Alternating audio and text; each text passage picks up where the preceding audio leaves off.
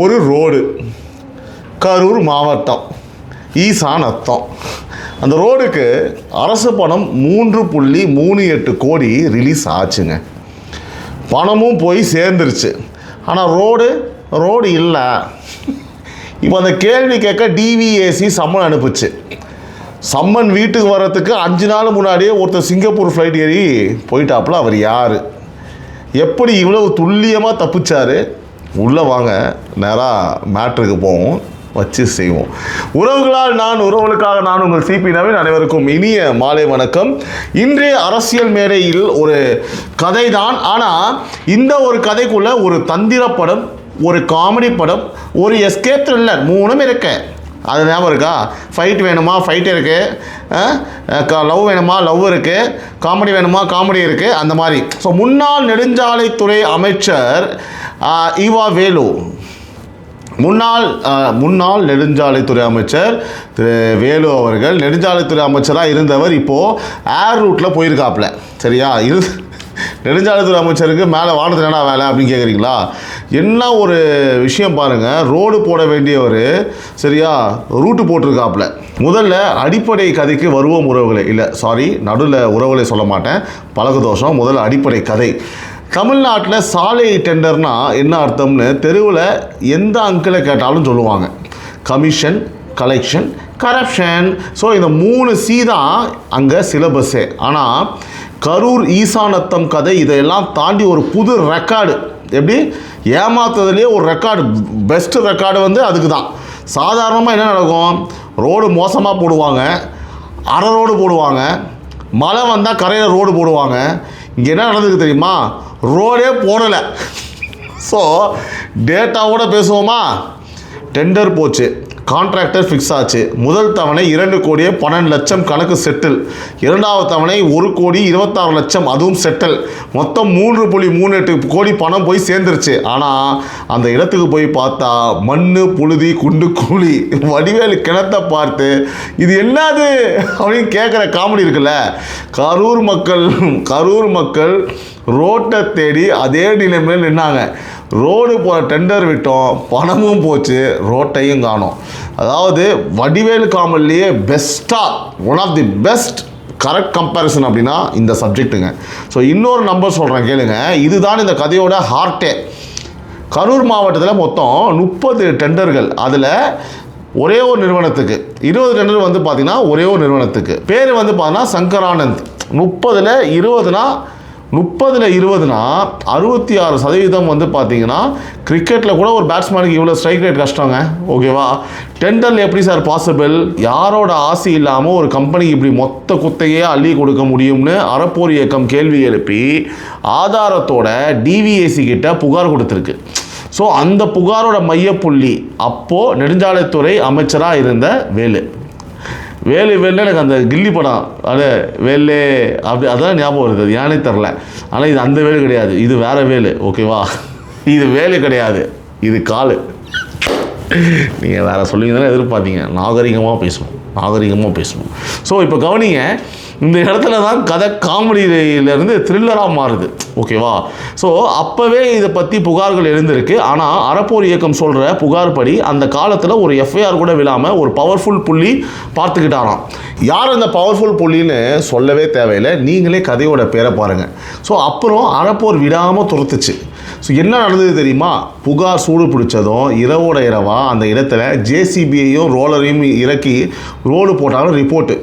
யோசிச்சு பாருங்கள், 3 கோடி வாங்கினப்போ வராத ரோடு விசாரணைன்னு சொன்னதும் ஒரே ராத்திரியில் வந்துருச்சு. தூக்கத்தில் கூட இவ்வளோ ஸ்பீடில் தமிழ்நாட்டில் ரோடு போட்டது வரலாற்றில் இதாங்க ஃபஸ்ட் டைமோ என்னமோ. உண்மையாக சொல்கிறேன். ஸோ அரசாங்கத்துக்கு ஒரு ஃப்ரீ ஐடியா, எல்லா ரோடும் கான்ட்ராக்ட்லேயும் ஒரு டிவிஏசி விசாரணை கிளாஸ் சேர்த்துடுங்க. ஏன்னா தமிழ்நாடு முழுக்க ஒரே வாரத்தில் ஹைவேஸே ரெடி ஆகிடும். அதான் விசாரணை போட்டால் ஃபுல்லாக ரோடை போட்டுறாங்களா? அப்போ எத்தனை ரோடு போடுறது தெரியல இல்லையா? ஆனால் நகைச்சுவை தாண்டி நம்ம ஒரு சீரியஸ் பாயிண்ட் இருக்குங்க. ஊசி மெழுகு பூசி தப்பை மூட பார்த்தா சட்டம் விட்டுடுமா? எப்படி விடும்? வச்சு செய்யும். ஸோ விடலை. ஜூன் 25 டிவிஎஸ்சி ஒரே நேரத்தில் அதிரடி காட்டுச்சு. சென்னை, திருவண்ணாமலை, கரூர்னு வேலுவோட தொடர்புடைய கிட்டத்தட்ட 20 இடங்களில் வந்து சைமல்டேனியஸாக ரைடு. ஸோ அன்றைக்கி என்னென்னலாம் கைப்பற்றப்பட்டது அப்படின்னா, 40 லட்சம் ரொக்க பணம், முக்கியமாக ஆவணங்கள், hard disk, computer system, digital evidence. So DVIC சொல்கிற பட்டியல் நீளமாக இருக்குது. ரொக்கமும் ஆவணமும் ஒரு பக்கம்னா அந்த ஹார்ட் டிஸ்க்குள்ளே என்ன இருக்குங்கிறது தான் இப்போது $1,00,000 கேள்வி, $1 மில்லியன் கொஸ்டின் சொல்லுவாங்க இல்லையா, அதுதான். ஏன்னா ஒரு அமைச்சரோட கணக்கு எப்போவுமே காகிதத்தில் இருக்காதுங்க, அது டிஜிட்டலாக தான் இருக்கும். உங்களுக்கு புரியும் நினைக்கிறேன், ஓகேங்களா? ஸோ இந்த ரைடு வந்து ஆதாரங்களோட அடிப்படையில் தான் டிவிஐசி அடுத்த மூவ் போட்டுச்சு. ஜூலை 3 வெள்ளிக்கிழமை காலை 11:30 மணிக்கு ஆலந்தூர் டிவிஏசி தலைமையகத்தில் நேரில் ஆஜராக வந்து விளக்கம் கொடுங்க அப்படின்னு சொல்லி சம்மன் அனுப்பிச்சிருக்காங்க. இப்போ தான் இந்த கதையோட மாஸ்டர் சீன் வருது உறவுகளே. சம்மன் அனுப்பப்பட்டது, ஆனால் அந்த சம்மன் வேலுவோட கையில் கிடைக்கிறதுக்கு 5 நாள் முன்னாடியே அவர் சிங்கப்பூரில் ஃப்ளைட்டில் உட்காந்துக்கிட்டாரு. ஸோ ஒரு நிமிஷம் நிறுத்தி யோசிங்க. டிவிஏசி உள்ளே என்ன நடக்குது, எப்போ சம்மன் ரெடி ஆகுற தகவல் வந்து சாதாரணமாக ஒரு முன்னாள் அமைச்சருக்கு எப்படி இவ்வளோ துல்லியமாக இவ்வளோ அட்வான்ஸாக கிடைக்கிது, புரியுங்க? ஸோ நல்லா யோசிங்க. ஏர்போர்ட்டில் இந்த மெட்டல் டிடெக்டர் இருக்குது, ஆனால் இவங்கக்கிட்ட விசாரணை டிடெக்டர் இருக்குது போல். சம்மன் போஸ்ட்டில் வர்றதுக்குள்ளே ஆள் ஏரில் போயிட்டாப்புல, ஓகேவா? ஸோ ஜூலை 3 வெள்ளிக்கிழமை காலை 11:30 ஆலந்தூர் டிவிஎஸ்சி அலுவலகம். வேலு வரல. வந்தது யார்? அவரோட வழக்கறிஞர் பட்டாளம். அவங்க கையில் ஒரு மனு, அதுவும் வேலு கைப்பட எழுதின மனு, கண்ணே கலைமானே அப்படின்னு சொல்லிட்டு. ஸோ அது என்ன எழுதிருக்கு நான் சொல்கிறேன். நான் ஜூன் 27 முதல் சிங்கப்பூரில் ஒரு லைஃப் லைன் ஹார்ட் சென்டரில் டாக்டர் ஜெயராமன் லிங்கமநாயக்கர் மேற்பார்வையில் இருதய சிகிச்சை வந்து பெற்று வருகிறேன். இன்னும் 10 நாட்கள் ஓய்வு எடுக்க மருத்துவர்கள் சொல்லியிருக்காங்க. ஸோ திரும்ப வந்தவுடன் முழு ஒத்துழைப்பு தருகிறேன் அப்படின்னு எழுதியிருந்தாப்புல. இந்த நெஞ்சுவலி கடிதத்தை படித்த நெட்டிசன்கள்லாம் விட்ட கமெண்ட்டை அப்படியே சொல்கிறேன். வழக்கு வந்தாலே அரசியல்வாதிகளுக்கு நெஞ்சுவலி வந்துடுமே. நீங்களே பாருங்கள், தமிழ்நாடு அரசியல் பாட புத்தகத்தை சம்மன் வந்தால் பிபி ஏறும், விசாரணைனா சுகர் ஏறும், கைது வாரண்ட்னா நேராக ஐசியூ. இது எத்தனையோ வருஷமாக நம்ம பார்த்த ஃபார்முலா தான். ஸோ கட்சி பேதம் இல்லாமல் எல்லா காலத்துலேயும் நடந்த நாடகம் தான் இது. ஆனால் வேலு இதில் ஒரு அப்கிரேட் பண்ணியிருக்காப்புல. உள்ளூர் ஹாஸ்பிட்டல் அட்மிட் ஆகிறது ஓல்டு மாடல், ஓவர்சீஸ் அட்மிட். இது எப்படி ஓவர்சீஸ் அட்மிட், இதுதான் வந்து 2026 மாடல். ஸோ ஒரு பக்கம் கரூர் மக்கள் வந்து குண்டுகுழி ரோட்டில் ட்ராவல் பண்ணுறாங்க, இன்னொரு பக்கம் அந்த ரோட்டுக்கான பணத்தோட கதை கேட்க வேண்டியவர் பிஸ்னஸ் கிளாஸில் சிங்கப்பூர் போயிட்டாப்புல அந்த பணத்தை எடுத்துக்கிட்டு. இன்னொரு விஷயம், அரசியல் விமர்சகர் ஜேர்னலிஸ்ட் மணி கூட இதை பற்றி பேசும்போது ஒரு மெஷர்டான ஆனால் கூர்மையான லைன் சொன்னார். இதுவரை அரெஸ்ட் இல்லை, விசாரணை தான் நடக்குது, சார்ஜ் ஷீட்டில் நிரூபிக்கட்டும் அப்படின்னு சொல்லியிருந்தாப்புல. ஆனால் தப்பிச்சு விடுறது தான் சந்தேகத்தை கிளப்புது. உங்களுக்கு புரியுதுங்களா? அவ்வளவுதான். ஸோ நிரபராதினா ஆஜராகி பதில் சொல்லலாமே, புரியுதா உங்களுக்கு? கணக்கு சரியாக இருந்தால் கால்குலேட்டர் கண்டு ஏன் பயம்? நீ எந்த கணக்கு எடுத்துகிட்டு வாங்க, கணக்கு ஷார்ப்பாக சொல்லிட்டு போனான் இல்லையா? Simple example. ஸோ இதே வார்த்தையில் இன்னொரு சீன் ஞாபகம் இருக்கா? 35 கோடி எம்எல்ஏ பேர வழக்கில் செந்தில் பாலாஜியோட தம்பி அசோக் குமார் தலைமறைவு. ஸோ செல் டவர் ட்ராக்கிங்கில் வந்து போலீஸ் தேடிட்டு இருக்காங்க. அப்போது மணி சொன்ன அதே வார்த்தை இங்கேயும் பொருந்துது. ஓடுனா உள்ளே ஏதோ இருக்குது, ஒருத்தர் ஊருக்குள்ளே மறைஞ்சிருக்காரு, இன்னொருத்தர் நாட்டுக்கு வெளியே. ஸோ திமுக 2026 ஃப்ரான்ச்சைஸோட பேர் தேடப்படுபவர்கள் அப்படின்னு ஆயிடும் போல இருக்குது. என்னடா எல்லாருமே இப்போ பாருங்கள், அடுத்து இவர் உதயநிதி கிளம்பிட்டாப்புல, ஸ்டாலின் லண்டன் கிளம்பிட்டாப்புல. இந்த அறிவாலயத்தையும் நீங்கள் மாற்றிட்டு வேறு எங்கேயாவது கொண்டு போயிட்டீங்க அப்படின்னா பிரச்சனை முடிஞ்சு, கேம் ஓவர். அடுத்த கட்டமாக வேலையை பண்ணிடலாம் இங்கே தமிழ்நாட்டில். கரெக்ட் தானே சொல்கிறது உறவுகளே? இதை பற்றி உங்களுக்கு கருத்து சொல்லுங்கள். இப்போ ஒருத்தரே இல்லை ஊரில், எல்லாம் போயிட்டாங்க. செந்தில் பாலாஜி இல்லை, எவ்வளோ சிங்கப்பூர், அதுக்கப்புறம் ஸ்டாலின் லண்டனு, ஓகேவா? உதயநிதி கிளம்பிட்டாப்புல துபாயில் நினைக்கிறேன், இது கிளம்பிட்டாப்புல, எல்லாம் போயாச்சு. பொதுச் செயலாளர் வந்து உடம்பு சாமல் இங்கே வரல வருது கிடையாது, யாரும் கிடையாது. அறிவாளி நம்ம ஷிஃப்ட் பண்ணிட்டோம்னா வேலை முடிஞ்சு போச்சு. கரெக்டாக? இப்போ கொஞ்சம் ஜூம் அவுட் பண்ணி பாருங்கள். இது ஒரு ஐசோலேட்டட் கதை இல்லை, நல்லா புரிஞ்சுக்கணும். இது ஒரே வாரத்தில் நேற்று முன்னாள் அமைச்சர் அனிதா ராதாகிருஷ்ணன் கைது, அதே நாளில் பள்ளி கல்வித்துறை ஊழல் வழக்கில் திமுக டிவி டிபேட் முகமாக இருந்த அந்த அரசுகுமார் வந்து கைது, அதே நாளில் பள்ளி கல்வித்துறை ஊழல் வழக்கில் திமுகவோட டிவி டிபேட் முகமாக இருந்த அரசுகுமார்னு ஒருத்தர் இருக்கார் இல்லையா, அவர் கைது. அதுக்கு முன்னாடி டிவிஏசியோட 40 இட மெகா ரைடு, இப்போது Velu summon plus Singapore episode. இப்போ ஒரு வாரம் 4 சம்பவம். ஸ்கோர் போர்டை பார்த்தீங்கன்னா ஒரு விஷயம் புரியும், கணக்கு கேட்குற காலம் ஆரம்பிச்சிருக்கு. சரிங்களா? அப்படியே கவுண்ட் ஏறிக்கிட்டே இருக்குது.